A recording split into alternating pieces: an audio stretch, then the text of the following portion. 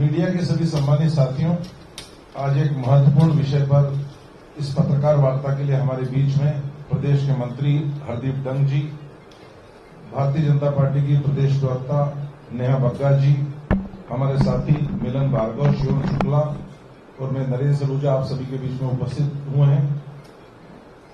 आज सिख समाज का एक बड़ा महत्वपूर्ण दिन है, क्योंकि आज ही के दिन 1604 में श्री गुरु ग्रंथ साहिब का पहला प्रकाश पर्व हुआ था और उसको हम बड़ी धूमधाम से पूरे विश्व का सिख समुदाय मनाता है।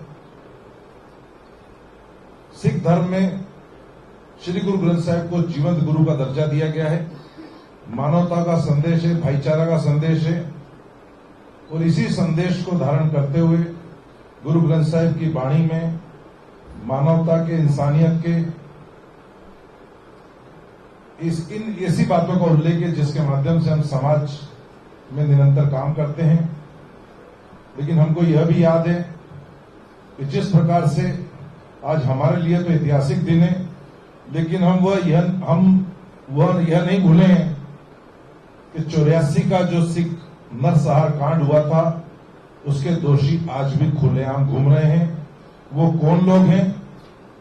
जब तक हमको न्याय नहीं मिलता, उनको सजा नहीं मिलती, जब तक हम चुप नहीं बैठेंगे, क्योंकि उनकी कारगुजारियां प्रतिदिन हमारे सामने आती है। किस प्रकार से कत्लेआम किया गया, वो कौन लोग थे। आज भी कांग्रेस पार्टी ऐसे लोगों को संरक्षण देकर महत्वपूर्ण पदों पर बिठाए हुए हैं और उनके बारे में कई खुलासे हो चुके हैं। हम तो आज के दिन, इस पवित्र दिन, प्रदेश के हर सिख समाज के व्यक्ति से ये गुजारिश करेंगे कि ऐसे व्यक्ति को कतई मजबूत न करे। आपका एक एक वोट कीमती है। जो सिख नरसंहार से जुड़ा हो, आपका वोट ऐसे व्यक्ति को मजबूती प्रदान करे जो 84 का दोषी हो, तो कहीं न कहीं हम भी गुनाहगार होंगे और ऐसे दुष्ट व्यक्तियों के साथ हमें खड़े नहीं होना है। इस महत्वपूर्ण विषय पर प्रकाश डालने के लिए मैं आमंत्रित कर रहा हूं मंत्री हरदीप डंग जी को, वे प्रकाश डालें।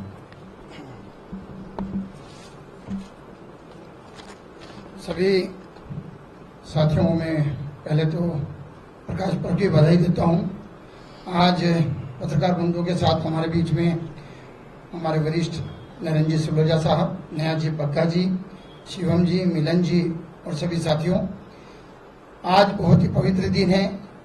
आज हमारे गुरु ग्रंथ साहब जी का आज प्रकाश पर्व है और बड़े उत्साह के साथ पूरे विश्व में जो श्री गुरु ग्रंथ साहब जी को मानते हैं बड़े उत्साह के साथ इस पर्व को मना रहे हैं। जैसा भी नरेंद्र जी ने जो आपको जो पॉइंट अभी रखे हैं, मेरा आपको थोड़ा सा पीछे ले जाने का एक थोड़ा आपके जरिए से चाहूंगा कि 1984 को आप अगर याद करें, जब वो दंगा 84 दंगा जो कहलाता है, उसमें जब हम याद करते हैं तो दिल दहल जाता है कि ऐसा कांड जो पूरे विश्व में कोई घटना ना घटी हो, ऐसा कांड 84 में सिख दंगों के रूप में जो किया गया था, उसमें हमारे सिखों भाइयों के ऊपर उनके गले में टायर डालकर उनको जिंदा जला दिया गया, उनकी हत्याएं की गई, उनकी आंखें निकाल दी गई।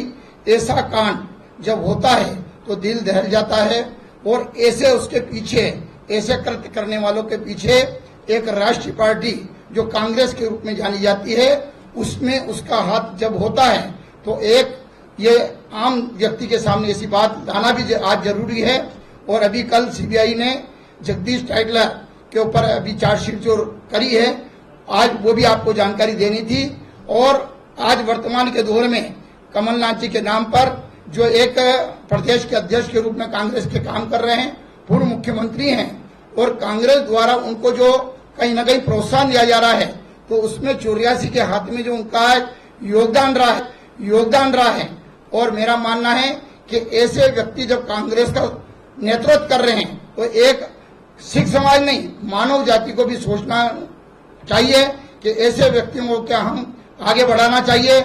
मेरा मानना है कि अभी तो सज्जन कुमार जी, उसके बाद जगदीश जी टाइटलर, अब कमलनाथ जी की बारी है कि उन पर भी एक्शन हो और जल्दी से जल्दी ये जो इनके साथ हुआ है, कमलनाथ जी को भी उनका आईना उनको दिखाना चाहिए।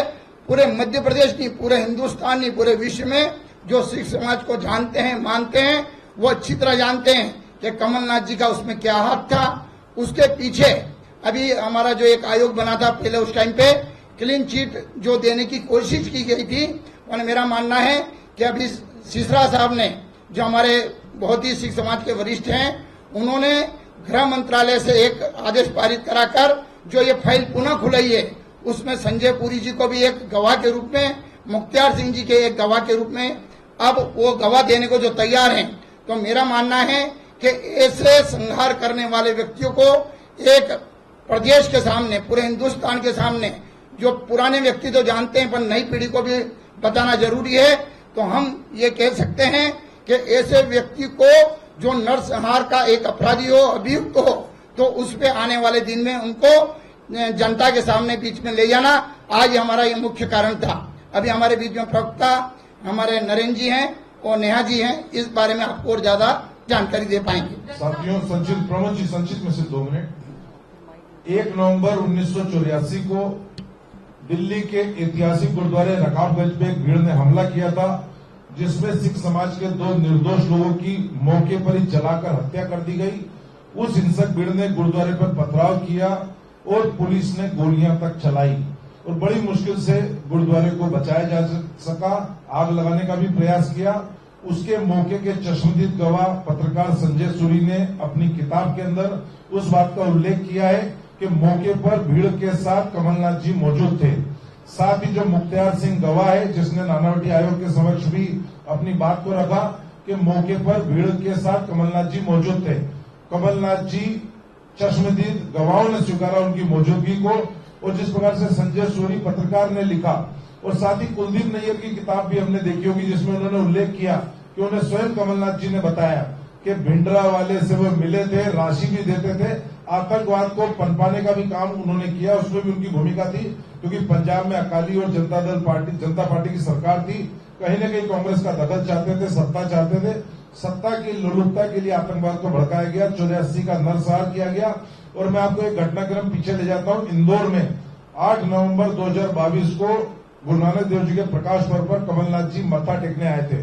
जब वहां की कमेटी ने सिख समाज का स्वागत किया, उस समय मनप्रीत सिंह कानपुरी, जो हमारे सिख समाज के प्रसिद्ध कीर्तनकार है, उन्हें मौके पे ही अंदर प्रवेश करने से मना किया और उन्होंने मंच से कहा, जिसका वीडियो आज भी मौजूद है, कि मैं सिख समाज ऐसे व्यक्ति का स्वागत कर रहा है, आज बुलाकर ऐसे व्यक्ति का गुणगान कर रहा है जिसके ऊपर 84 में सिख नरसंहार के आरोप है, जहां हमारी माता बहनों की इज्जत लूट ली गई, उनके गले में टायर डाल के उन्हें जिंदा जला दी गया। यदि ऐसे व्यक्ति का सिख समाज स्वागत करता है तो मैं सौगंध खाता हूं कि इंदौर की धरती पर पैर नहीं रखूंगा। उसके बाद से वे आज तक आए नहीं है। उसके बाद कांग्रेस की भारत जोड़ो यात्रा इंदौर में निकल रही थी, उसको लेकर खालसा स्टेडियम का रोकने का स्थान तय किया गया था, जिसका भी सिख समाज ने विरोध किया और बाद में वो स्थान बदलना पड़ा और उस स्थल को भी धोया गया था। तो यह जो पूरे वाकया है, यह बताता है। और विश्व भर के उस इंदौर की घटना के बाद विश्व भर के सिख समुदाय के लोगों ने बयान जारी करके कमलनाथ जी की भूमिका के बारे में बताया था। तो निश्चित तौर पे यदि आज कांग्रेस को कोई भी सिख समाज का व्यक्ति वोट देता है तो वो कहीं न कहीं कमलनाथ जी के हाथ को मजबूत करता है। और कमलनाथ जी यानी 84 का वो घिनौना चेहरा। तो हम तो आज मानवता का संदेश देने का पर्व है, गुरु ग्रंथ साहब का प्रकाश पर्व है, तो हम तो सभी से अपील करेंगे कि जब तक 84 के दोषियों को सजा नहीं मिलती, हम चुप नहीं बैठेंगे। नेहा जी,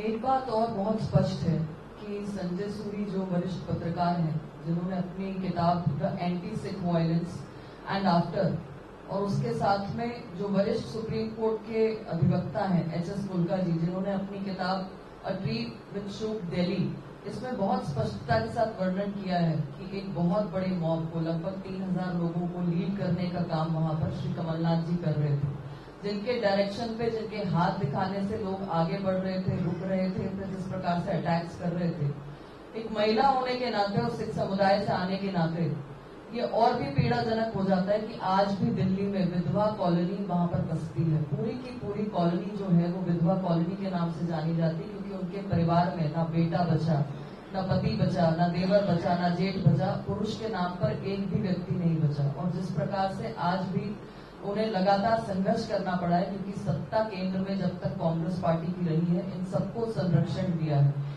इन बेटियों माताओं के साथ में जो दुराचार हुआ, ये खुद कमलनाथ जी का जो मॉब था, वो अपनी आंखों के सामने, परिवारों के सामने उनकी आबरू को नोचने पर जो है डायरेक्शन दे रहा था और परिवार कुछ नहीं कर पा रहा था। सिखों पे इस प्रकार से जो तंज, जिस प्रकार से ये दंगा किया गया है, उसमें पुरुषों को बांध के बिस्तर से आधे शरीर पर पेट्रोल डालकर उनको जलाया गया। छोटे छोटे बच्चों को कुत्तों के हवाले कर दिया गया, कुत्तों को मारकर जो है उनको लाशों को वहां पर फेंक दिया गया।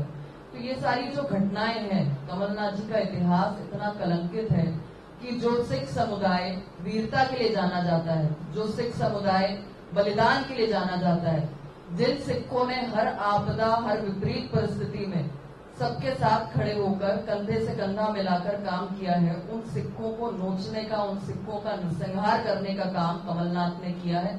और एक बार नहीं, अनेकों बार इस चीज का विरोध हुआ है, पर कांग्रेस हमेशा हथियारों के साथ रही है। जब राजीव गांधी ने कह दिया था कि बड़ा पेड़ जब गिरता है तो धरती हिलती है, उसको कंटिन्यूटी देने का काम श्रीमती सोनिया गांधी ने किया, कांग्रेस पार्टी ने किया। सज्जन सिंह वर्मा को जब 10 अगस्त 2005 को दायित्व से हटाया गया था, तब चुनाव नजर आ रहे थे। मनमोहन सिंह जी ने उस पर माफी मांगी थी, पर 2010 में जब चुनाव आए तो उसी सज्जन सिंह को मुख्य कमेटी का हिस्सा बनाया गया।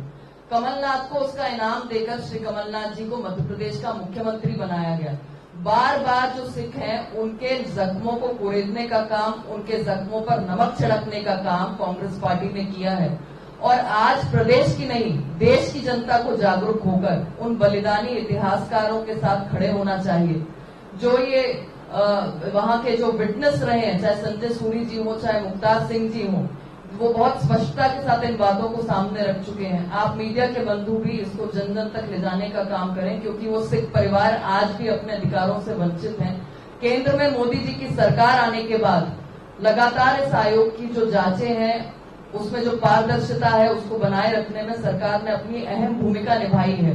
कांग्रेस ने कभी भी इतिहास को नहीं पहचाना, कांग्रेस ने कभी भी बलिदान को सिखों के नहीं पहचाना, और लगातार इसको आगे बढ़ाने का काम केंद्र की मोदी जी की सरकार ने किया है। मेरा ये विश्वास है कि अब सिख जो है वो जागरूक होगा, वो इनको समाप्त करेगा, कमलनाथ के अहंकार, कमलनाथ के नरसंहार का जवाब देगा।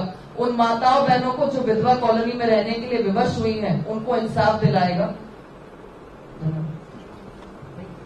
आप लोगों के सवाल जवाब जी। प्रमोद जी। सिख दंगों के आरोपी है कमलनाथ और आरोपी है तो देर लगातार कार्रवाई चल रही है और बीच में जो कांग्रेस ने उनके प्रभाव से इस काम को रोक दिया था, हम सिरसा साहब को धन्यवाद देते हैं कि उन्होंने पुनः गृह विभाग से निवेदन करके इस फाइल को खुलाया है और 601 नंबर बटा 84 जो एफआईआर नंबर जो 601 है उसको पुनः प्रारंभ कराया है। और मैं मानता हूं कि जल्दी से न्याय खाली सिखों के लिए नहीं है, खाली सिखों तक की बात नहीं है, मानवता के नाम पर जो उन्होंने कलंक करा है, उनके इशारे पर जो नरसंहार हुआ है, ये इंसाफ उन व्यक्तियों को तो मिले, पर एक उदाहरण पूरी भारत की जनता पूरे विश्व में जाए कि ऐसे नेताओं के लिए कोई जगह नहीं है। और मेरा मानना है कि जिस प्रकार से कमलनाथ, अब उनको जी क्या बोलूं, कमलनाथ जी जिस प्रकार से जी वरिष्ठ के नाम पे लगाऊं, पर कमलनाथ जिस प्रकार से आज लगातार कांग्रेस के नाम से वोट मांगते हैं, उनको वोट मांगने का और कांग्रेस पार्टी को जनता के बीच में जाने का कोई अधिकार नहीं है कि ऐसी व्यक्ति के ऊपर जल्दी से जल्दी, जो एक राहुल गांधी और राजीव गांधी अगर मानते हैं कि वो तो राजीव गांधी तो कह रहे हैं कि एक पेड़ गिरता तो कंपन पैदा होता है, राहुल गांधी अगर मानते हैं कि मानो वो यात्रा कर रहे हैं इतने किलोमीटर की और उसके बाद भी ऐसे व्यक्तियों को ताकत देते हैं, तो मानवता के नाम पर कलंक है। इसलिए उन पर कार्रवाई कांग्रेस भी करना चाहिए, पर कांग्रेस उनको बचाने का काम